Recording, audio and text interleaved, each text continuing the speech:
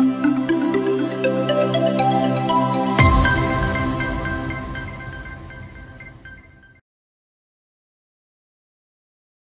and welcome to Daily News Simplified, the what, why, and how of newspaper analysis from the perspective of UPSC examination. Today, we are going to cover the Hindu newspaper dated 18th of March 2020. The articles which we are going to cover today are displayed on the screen. Let's now begin the discussion. Now, two news items appearing on page number 9 talk about corona related tests. One of them talks about ICMR's plea to private labs to make these tests free, whereas another news item talks about diagnostic tests being evaluated for COVID 19. And hence, it becomes important for us to understand this important term known as ELISA or enzyme linked immunosorbent assay, because this is the technique which is usually used to identify not only coronavirus but various other infectious diseases. As UPSC has specifically written biotechnology under GS3 section, and it has also asked questions related to gene editing and various other techniques in the prelims examination as well, and hence it becomes important for us to understand the basic concept underlying this important test. So ELISA is a very sensitive and powerful technique to detect the presence of both antibodies and antigens in a sample. Now it is important to remember here that these two are proteins. So let's consider this person who has been recently infected by coronavirus.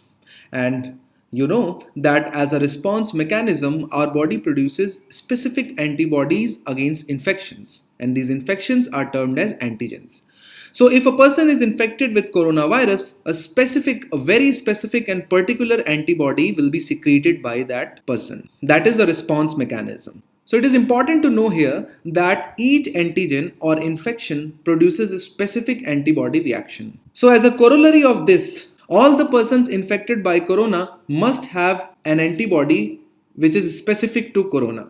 And hence, if we can detect the corona antibody in the blood sample, we know the infection. So for example, if a person reports to a medical center showing the symptoms of coronavirus, but there are also other diseases which have the similar symptoms, but we need to identify whether it is a coronavirus or not.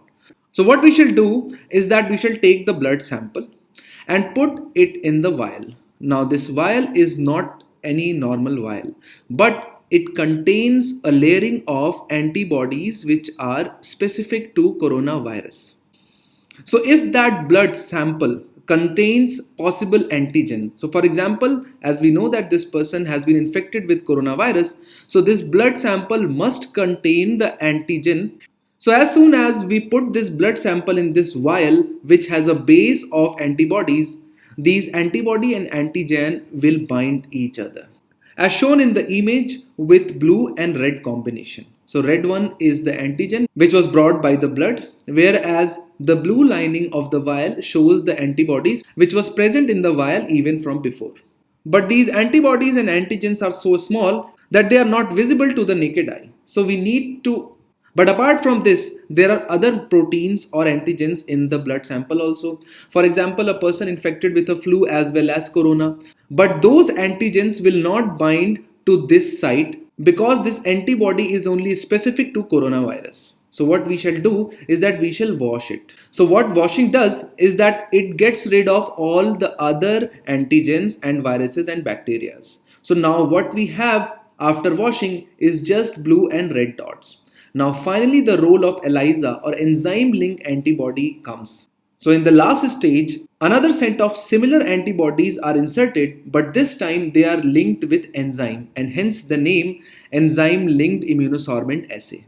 Now why is this enzyme needed? Because as we saw that the pairing of antigen and antibody is not visible to the naked eye. So we need to create a mechanism so that we know that as soon as antigen and antibodies are combined, there should be a mechanism so that as soon as antibody and antigen combine with each other, there should be some change. And these enzymes are put into the sample along with another set of antibodies which are the same as the first stage. And these enzymes play a role of color change. So as soon as these enzymes find the same antibodies, so as soon as these enzymes find the same antigens, they bind with it and they induce a color change in the sample. So for example, if the sample was earlier transparent, it might turn into yellow color, indicating the presence of coronavirus. So the ELISA technique is awesome because it is very user friendly. It can be performed with minimal involvement of machines, and it can also be done in remote areas just with the help of few vials and chemicals. Now, ELISA technique has played a key role in detection and containment of HIV across the world. And this is the most commonly used tool for detection of almost all the viruses across the world. So, it is important for you to remember the mechanism of antigen and antibody reaction. What is the basic principle underlying the ELISA test? Let's now move on to the next news. This article appears on page number 11 as an editorial, and it talks about women in police. It presents significant amount of data as far as the current status of women in police is concerned. It also identifies the issues because of which the participation of women in police has remained significantly low in India. We shall go into those details, but before that, let's first have a look at why we need women in police. Now, the first reason why we need more and more women in police is to make our police gender sensitive. You must have heard a lot of news related to the violations of human rights by law enforcement agencies and especially related to women issues. You must have heard the insularity of police as far as women issues are concerned, and for that we need more participation of women in our policing system. Similarly, United Nations Women Report titled Progress of the World's Women in Pursuit of Justice reported that data from 39 countries show that the presence of women police officers correlates positively with reporting of sexual assault, which confirms that recruiting women is an important component of gender responsive justice system. Now you know that in spite of constitutional, legal and institutional provisions, women continue to be victims of crime and oppressive practices throughout their life cycle. Starting with pre-birth, they go through sex selective abortion as well as female feticide, while in infancy, female infanticide, emotional and physical abuse, differential access to food and health care for girl infants, which manifest in higher mortality rates and adverse sex ratio. As far as adolescence and girlhood is concerned, early child marriage, sexual abuse, lack of proper medical care as well as child prostitution are the main concern. Whereas, as soon as the women enter the reproductive age, they go through dowry abuse and murders, psychological abuse, domestic violence, rape, and harassment. Whereas the last phase of women's life is fraught with discriminatory practices against the widows. So you can see that all these life cycle issues for women do not get reported because they are considered to be norm for most of the part of the society. And according to the UN report, these crimes saw increased reporting if the number of women in the police were higher. Similarly, there is an economic component also. Giving more jobs to women as a police officers will also empower them and make them economically independent. So these are the three main issues because of which we need more and more women in police. Now it is interesting to know that in 2009, Ministry of Home Affairs set a target of 33% women in police force, whereas in actuality in 2019 the overall participation of women in police is dismally low at 10%. So you can see that we are missing this target by a huge margin. And the author presents very well researched causes or the reasons for the low number of women in the police. And they can be categorized into two main branches. Now, the first is the lack of proper and long term reservation policies among the states. And whereas the second one is job related challenges which women faced after joining the services, which dissuade women further from joining these services. Now, as far as the reservation policies across the states are concerned, it is heartening to know that states do have a reservation policy, but there are issues with those as well. For example, very few states apply reservation for women at all the entry points, and the reservation is generally contained at the lowest level and it is not provided at all the levels. What it does is that it leads to the scarcity of women at leadership positions, and these positions are very important if we want to bring about institutional changes in our policing system. It is important that there should be women at the lowest level, for example, as constables. But it is equally important that there should be more number of women at sub-inspector, inspector, or circle officer rank. But what happens in India is that the top level women are recruited through Indian police services, for which you guys are preparing, and provincial police services.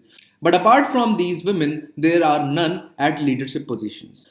And hence, as a consequence, there are not enough women personnel to perform exclusive functions when gender based crimes are reported. Similarly, the second important issues are with the job itself.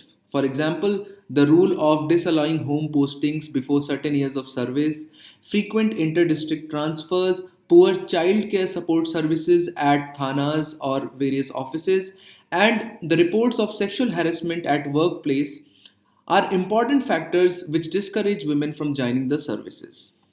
There is another factor which deter women from joining services, and that is the image of police as masculine and a coercive force. And hence it leads to a negative social image of women police officers. So these are the three major challenges which the feminization of police faces right now. Now, according to the author, just increasing the number of women in police will not solve these issues like the image of the police as well as the job related challenges. And hence, what is needed is a large scale institutional change which takes care of these issues. Now, this discussion becomes very important from the perspective of SA, GS1, and GS2.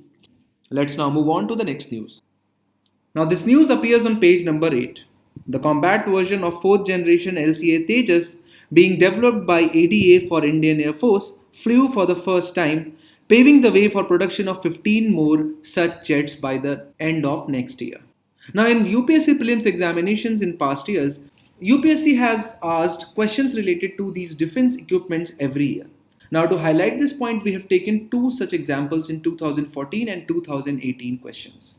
Now, in 2014, the question was asked with reference to Agni 4 missile, which of the following statements are correct? Statement 1, it is a surface to surface missile, which is correct. Statement 2, it is fueled by liquid propellant only. Now, this statement is incorrect as both solid as well as liquid fuel is used. And third statement is also incorrect as it cannot deliver 1-ton nuclear warheads about 7,500 kilometers away, but rather it is limited to 3.5 to 4,000 kilometers. And hence the right answer is A1 only. Whereas in 2018, what is terminal high altitude area defense THAAD sometimes seen in the news? And it is an American anti-missile system. Now, this system is designed to intercept and destroy short and medium range ballistic missiles in their final stages of flight. And this was in news because of its deployment in South Korea to deter North Korea in 2017 and 18. So you can see that depths up to which UPSC can go to ask the questions related to defense equipments, especially if they are indigenously built Indian systems. And since LCA Tejas is our own flying jet, we need to know a little bit details about this aircraft.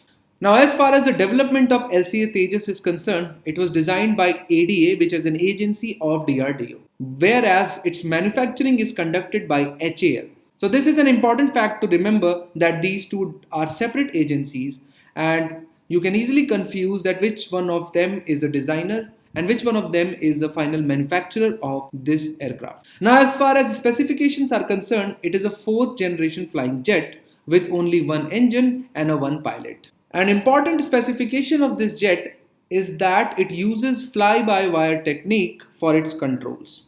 Now, it is a system that replaces the conventional manual flight controls of an aircraft with an electronic interface, and hence this is an important detail.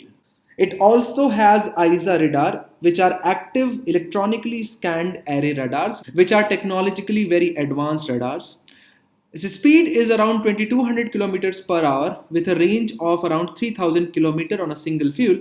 But apart from that, it also has mid-air refueling facility. All the Tejas will be included in squadron which will be known as Flying Dagger. Now, these aircrafts will replace our aging fleet of MiG-21 as well as MiG-27. But a current issue right now which India is facing is that the production rate by HAL is extremely slow. Similarly, another news appears on page number 12. where it says that Navy will start receiving 4 more P-8I long-range maritime reconnaissance anti-submarine warfare aircraft from Boeing from May onwards. And hence it becomes important for us to cover this special aircraft. Now Poseidon P-8I is a plane manufactured by the company known as Boeing. Now it is an anti-submarine aircraft. Now India is in the final stages of acquiring P-8I maritime patrol aircraft from the US. Now it is a boost to maritime intelligence, surveillance and reconnaissance capabilities, as it is a long-range maritime patrol aircraft capable of undersea surveillance from the height of up to 40,000 feet. And hence it will be extremely helpful for our Navy. It has an operational time of up to 10 hours. Now as far as equipments mounted on the plane is concerned, 2 of them are very important: Harpoon Black 2 missiles as well as Mk-54 lightweight torpedoes. So important thing to remember is that it is manufactured by the company Boeing. It is mainly an anti-submarine intelligence, surveillance and reconnaissance aircraft. Let's now move on to the next news. An image has appeared on page number 8 where one of the ferries has been shown passing the Pamban bridge. Now Pamban bridge is a very important map locations along with few neighboring sites as well. Now this is important because it is India's first sea bridge and it was also the longest sea bridge in India until the opening of Bandra-Worli Sea Link. It is important to remember that it connects Mandapam town with that of holy city of Rameshwaram. So this is the Pamban bridge. Now it is also important to remember that this protrusion in the map of India is a delta of Vaigai river. If you zoom in further in the nearby location from Rameshwaram, you will see an island of Dhanushkodhi. Now it is important to remember that it is an abandoned town at the southeastern tip of Pamban Island in the state of Tamil Nadu. Now why is it abandoned? It was because the town was destroyed during 1964 Rameshwaram cyclone and since then it has remained uninhabited. Now following Dhanushkodhi, there are a series of islands and they connect with that of Mannar Island of Sri Lanka, and this whole structure is known as Adams Bridge. All these structures lie across Park Strait, which is a strait which connects Bay of Bengal with that of Park Bay. Another very important ecological site very near to Dhanushkodhi is that Gulf of Mannar Marine National Park, and it is important to remember its location in context of Indian map locations. Now this editorial appearing on page number 10 gives the developments occurring in the state of Madhya Pradesh with reference to a lot of MLAs from the ruling party defecting to the opposition party. And it also talks about the Supreme Court intervention in deciding on the floor test. And hence it becomes worthy of discussion. But anti-defection law and various perspectives have been discussed in great detail in Daily News Simplified dated 23rd of January 2020 by Baswa sir. And hence it is advised that you go through the same discussion for a greater insights into constitutional and legal provisions and what are the way forward as far as anti-defection measures are concerned. Let's now move and solve certain questions for prelims examination. Now this article appears on page number 12. No meetings of SC/ST panels held in 25 states in 3 years. Now the state level committees of 25 states and union territories meant to monitor the implementation of Scheduled Castes and Scheduled Tribes Prevention of Atrocities Act 1989 had not met even once in 3 years, according to the information provided by Union Social Justice and Empowerment Ministry to Parliament. So this article has provided a good opportunity to revisit SC/ST Act in form of a question. Consider the following statements with respect to Prevention of Atrocities Act against members of Scheduled Castes and Scheduled Tribes. Statement 1.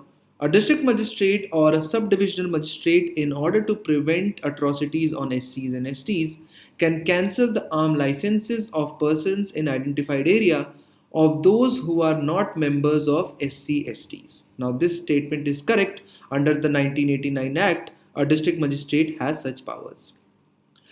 Statement 2 is state government can constitute a high power state level committee, district and divisional level committees to protect members of scheduled castes and scheduled tribes from atrocities. This is also correct. Now statement 3 is to set up awareness centers and organize workshops to educate members of scheduled castes and scheduled tribes about their rights and protection available to them under various central and state laws, rules, regulations, and schemes framed by the government. And this is also the correct statement, which leads us to the right answer. D, all 1, 2, 3 are correct. Now, since the first article which we discussed today was ELISA, and hence the question with reference to ELISA, consider the following statements. Statement 1, it can be used to detect both antibody and antigen in a sample, which is correct. Statement 2, it has applications in food industry as well. Now, this we did not discuss in article. But ELISA does have applications in food industry in detecting potential food allergens such as milk, peanuts, walnuts, almonds, and eggs, and as a serological blood test for celiac disease. And this is also correct, which leads us to the right answer C, both 1 and 2. Now the last question for today is with reference to LCA Tejas, consider the following statements. Statement 1, it is completely indigenous aircraft. Statement 2, it has a maximum speed of 3 Mach. Now both these statements are incorrect, as LCA Tejas uses General Electric F404 engine and not an indigenous engine, and hence this aircraft is not completely indigenous. As we discussed that it has a maximum speed of 2200 km per hour, which is around 1.8 Mach and not 3 Mach, and hence the right answer is neither 1 nor 2. This brings us to the end of today's DNS. Let's have a look at question of the day. So first let's discuss the answer for the question of the day for 17th of March 2020. The question was, consider the following statements about eKuber. Statement 1, it is a platform made by government to offer cheap loans to startups in India. Now this statement is incorrect, as eKuber is the core banking solution of Reserve Bank of India. It provides the provision of single current account for each bank across the country with decentralized access to this account from anywhere, anytime using portal-based services in a safe manner. And the second statement, the platform facilitates auction of government securities, is correct. And hence the right answer is B, 2 only. Now the question for the day for today is the consider the following statements. Statement 1, Pamban Bridge connects Dhanushkodhi with Pamban. Statement 2, Adam Bridge connects Pamban Island with Mannar Island.